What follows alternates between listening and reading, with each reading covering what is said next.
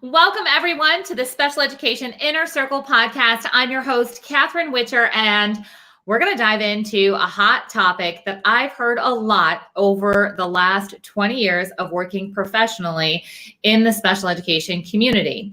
Now, don't forget, at any point in time, if you need further information about what we are talking about here, you can hop on over to specialedinnercircle.com and join us in a private Facebook group and get additional coaching on hot topics and more just like this. So that's specialedinnercircle.com.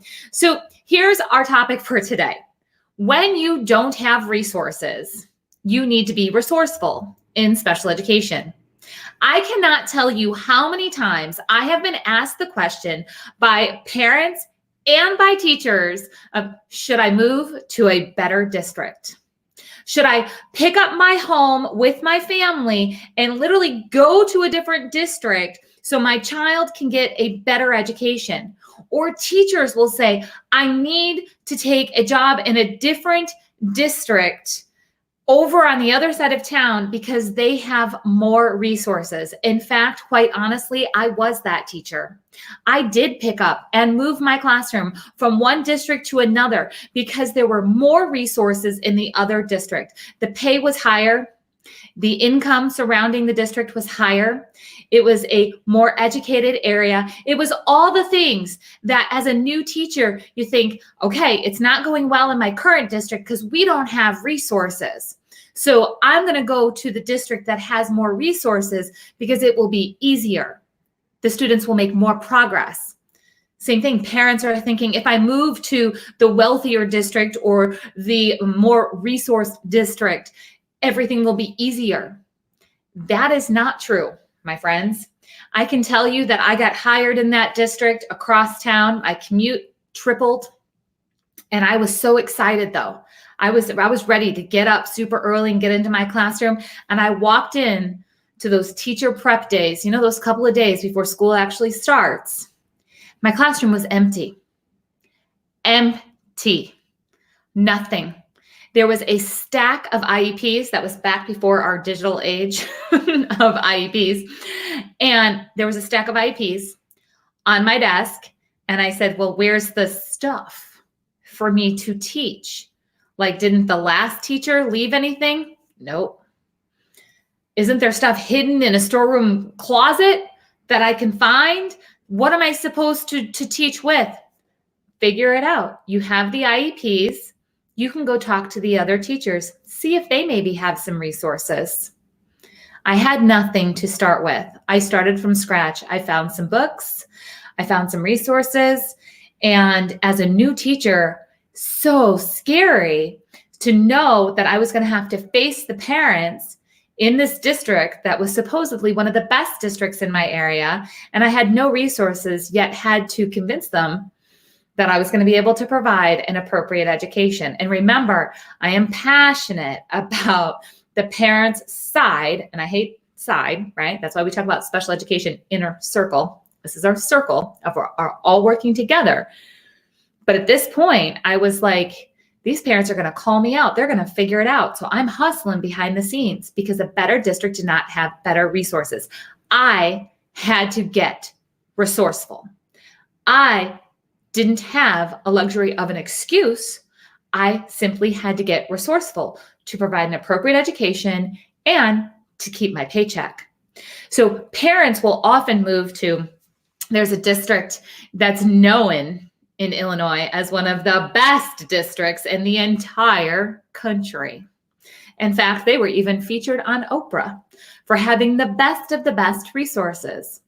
I can tell you that I have worked with several clients in that district. That's not always a good thing when you do what I do.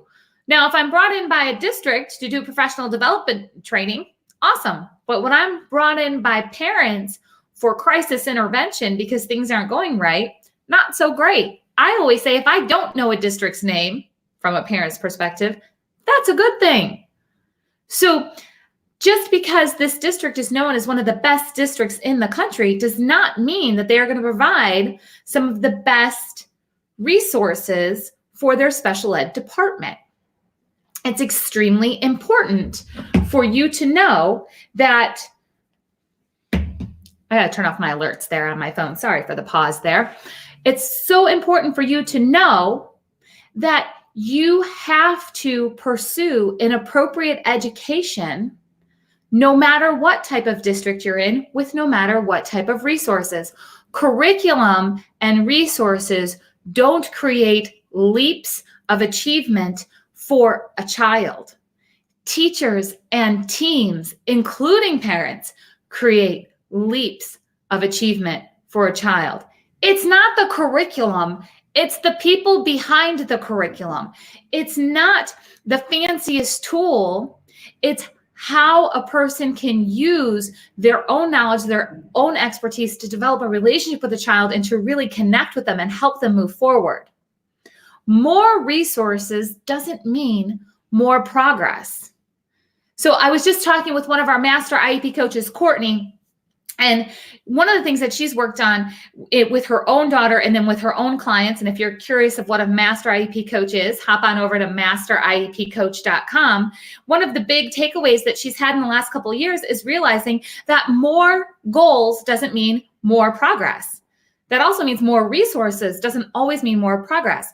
That doesn't mean that resources aren't valuable. Absolutely they are. But when you sit in the excuse of, if we only had, or if I only moved, or if we only, purchased this in our district, if only, when you sit in that, that's where progress stops, because you have chosen to be stuck instead of resourceful. So teachers, jump onto those websites where you can put in what your classroom needs and you can possibly get funded. And for those of you that just went, what? Like parents, you need to know there are websites out there that teachers will put their needs for their classroom on there, and they can be funded by, donations, by corporations, just different resources. There's resources like Teachers Pay Teachers that both parents and teachers can use. And those are low cost resources that keep giving and giving and giving. These are teachers that are in the trenches who have been resourceful and created resources.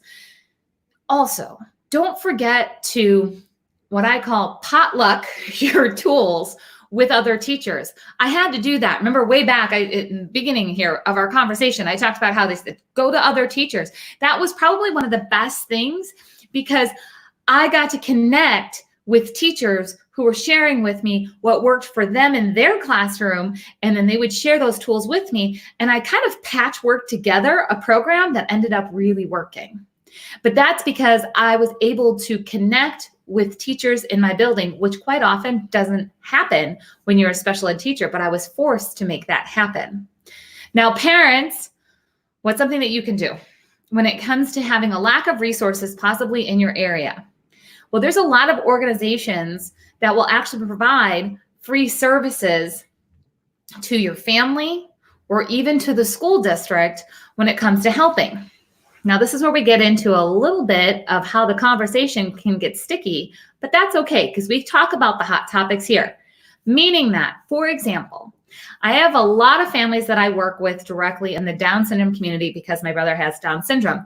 There's an organization out there that, and I can't remember which Down syndrome organization it is right now, that provides inclusion resources and will provide free inclusion consultations in certain situations. So I'm working with a family, they're working with this organization, they're offering to help the school for free, and that puts the school in kind of a tight situation of things are not going well with inclusion. We don't have the resources to make it go well. We don't have the data to show that inclusion is working. In fact, the data is showing opposite, but we don't want to say yes to this organization who has a proven track record and wants to help us for free. Sometimes you have to have those tough conversations and kind of back the decision into a corner and saying, listen, you're turning down something for free. So those are absolutely out there, and it's not always easy to get the school to allow a resource like this in, but it's possible.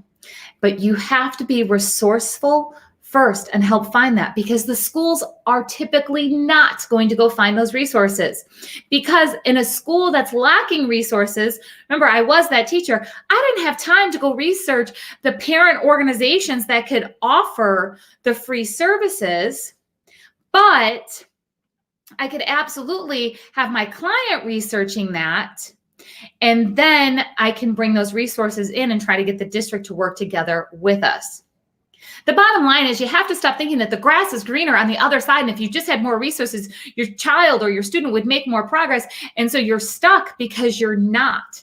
You have to get creative. You have to find those resources. And again, if you want to work together to get creative, to find those resources, to be surrounded with the people who get it, who are not giving up, who don't accept being stuck, that's inside our special education inner circle at specialedinnercircle.com. Come join me over there. But as we wrap up this conversation, make sure that you're not defeating yourself with the excuse of needing more resources without really exhausting all the creativity and resourcefulness that you could have in finding the tools. They're not always going to be handed to you. In fact, they very rarely will be handed to you. But you, the parent, the teacher, the admin, the therapist, you, the person who is there on the child's team, you're the reason a child's going to make progress. It's not about the fancy resources. All right, everyone, I'll talk to you soon.